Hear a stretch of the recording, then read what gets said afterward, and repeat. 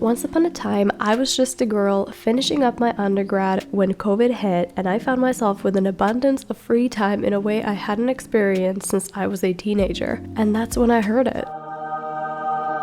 The Sims was calling my name, begging me to come back to it after quitting playing it when I went to university for 4 long, dark years. I'd been bought the base game of The Sims 4 and Get to Work back when those came out, but I never really played The Sims 4, so I installed them and I gave it a go. And honestly, I enjoyed playing them, but after a couple of weeks, I found myself missing features from the earlier games and found that they were available in different expansions, game packs, and stuff packs. No big deal, right? DLC was always a thing in the previous games. Now, before we get further into the video, I need to make it clear that I in no way wish to diss anyone who plays The Sims 4 or gets enjoyment out of it. God knows I've played the out of that game, but life is too short to not play the games you enjoy, and that's why I stopped playing The Sims 4. So, going back to those DLCs, I started buying them one by one in the hopes that they would give me those features I came to know and love years ago when I was younger playing The Sims 2 and 3 for hours and hours and hours. But I quickly realized that The Sims 4 DLC was full of shallow content that you could fully explore within 2 hours of gameplay. But I kept buying them in the hopes that the dud of a game pack I just spent money on was just a fluke and the next one would actually have some content to it. This carried on until Cottage Living, which I actually did enjoy, but after that I didn't buy any more packs. I personally am tired of having DLC on top of DLC, but it would be more acceptable if it weren't 1. Broken upon release, Wedding Stories, I'm Looking at You, and 2. Entirely, completely lacking. I guess this is one of the most pressing issues that I have with The Sims 4. As a player who has played the game since The Sims 1,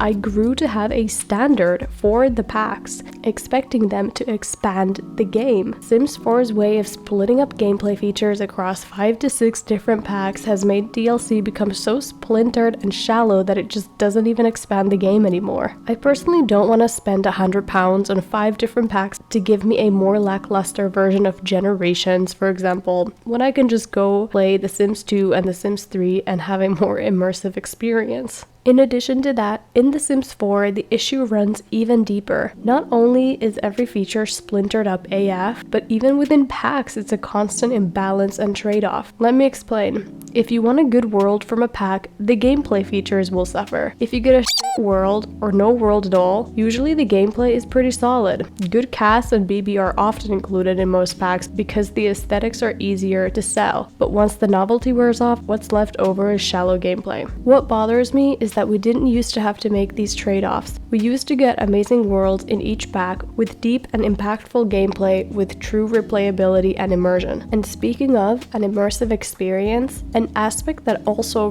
really got to me about The Sims 4 is that I had to entirely rely on mods to create a more fun gameplay experience for myself, constantly downloading mods that would make the game appear more like The Sims 2 or Sims 3. Yet mods can't fix the inherent problem with The Sims 4, that it is kind of watered down and no random events ever take place. Everything is up for the player to decide. Your sim is fixing electronics with a low-handedness skill. Electrocution won't kill them unless you make sure to have them electrocuted again. Burglars aren't a part of the game. Chance cards show you the outcomes ahead of time so you can avoid making the wrong choice. Drama doesn't exist out of your imagination in The Sims 4. Whereas in the older games, random events matter and drive the game forward. And finally, another reason why I stopped playing The Sims 4 was that the game felt more empty. My sims just kinda stand there is less variety in things to do, and maxing out skills has no real incentive. Actually, barely anything in the game has any real incentive. You become rich? You can't spend your money on anything. In The Sims 2, you can buy expensive things like cars, build businesses, and go on expensive vacations. Same in The Sims 3. There are no skill challenges, reward traits are way too cheaty, wants and fears fell really flat, there are no opportunities, and so on and so forth. And again, maybe this is the way that you like to play and that is fine, but my biggest problem with this game is how many steps back it took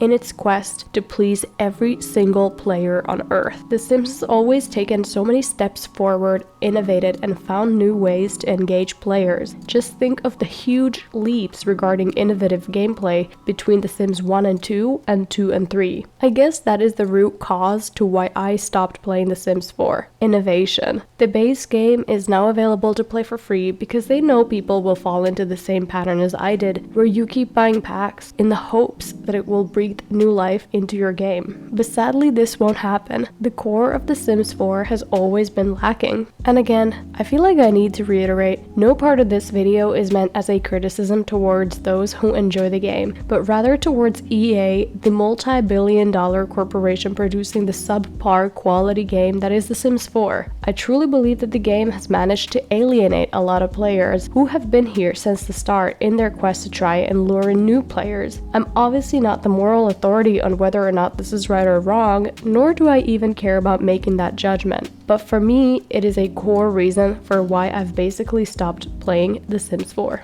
I'm excited to see what the new competition brought on by Paralives and Life by You will mean for the Sims franchise, but for now, I'm gonna play The Sims 2 and Sims 3 and enjoy them to my heart's content. Thank you so much for watching. I hope you enjoyed this video. If you did, give it a like, and if you agree or disagree with anything I said, let me know in the comments. Thank you so much, and I will see you next time. Bye!